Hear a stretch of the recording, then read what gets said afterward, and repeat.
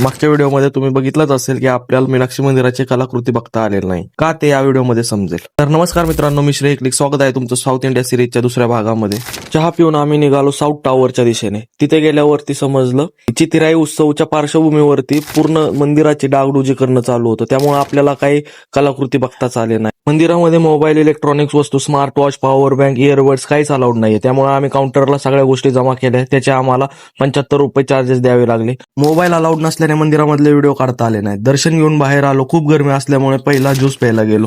इथले रेट पण पुण्यासारखेच आहेत. ज्यूस पिऊन झाल्यावरती आम्ही मंदिराच्या आसपासचा एरिया फिरत फिरत आम्ही निघालो रूमकडे, कारण आपल्याला पिक करण्यासाठी येणार होते एजन्सीची बस. रूमवर पोहोचलो, फ्रेश झालो, तेवढ्या ड्रायव्हरचा कॉल आला. मग लगेच आवरून रूमच्या खाली आलो. बस येतच होती. बस आली की लगेच विंडो सीट पकडली, का तर तुम्हाला मदुराईचा परफेक्ट व्ह्यू दाखवता येईल.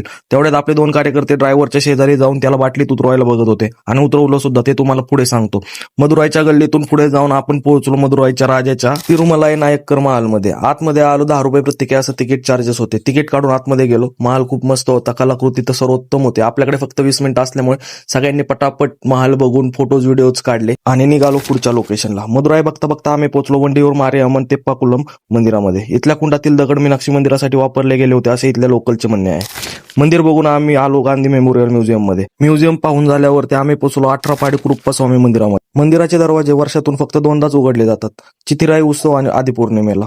दरवाजाचं दर्शन घेतलं आणि बाहेर आलो की एका झाडाला लाकडी पाळणे लटकवलेले दिसले. का ते माहित नाही, ब्लॅक मॅजिकचाच काहीतरी प्रकार असावा. त्यामुळे पटकन आम्ही तिथून निघालो. पुन्हा एकदा चहा दिसला. चहा पिऊन आम्ही निघालो कार्तिकेय स्वामींच्या मंदिराकडे. मंदिरात पोहोचलो, दर्शन घेतलं आणि निघालो रूमच्या दिशेने. रूमला जाता जाता ड्रायव्हरने मध्येच बस थांबवली. प्रत्येकी 20 रुपये चार्जेस मागू लागला. सगळ्यांकडून त्याने 20 रुपये गोळा केले. आमच्यापर्यंत तो आलाच नाही, कारण आपल्या कार्यकर्त्यांनी स्टार्टिंगलाच ड्रायव्हरला बाटलीमध्ये उतरवलं होतं. रूमला पोहोचलो, आल्याला डायरेक्ट बेडवर पडलो आणि मस्त 1-2 तास झोप काढली. नंतर आम्ही जेवण करण्यासाठी निघालो. जवळच आम्हाला मिळालं एक व्हेज रेस्टॉरंट. जेवण केलं आणि बिल बघितलं तर एकदम स्वस्त आणि मस्त मध्ये आपला कार्यक्रम झालेला होता. सर्व्हिस आणि टेस्ट एकच नंबर होती.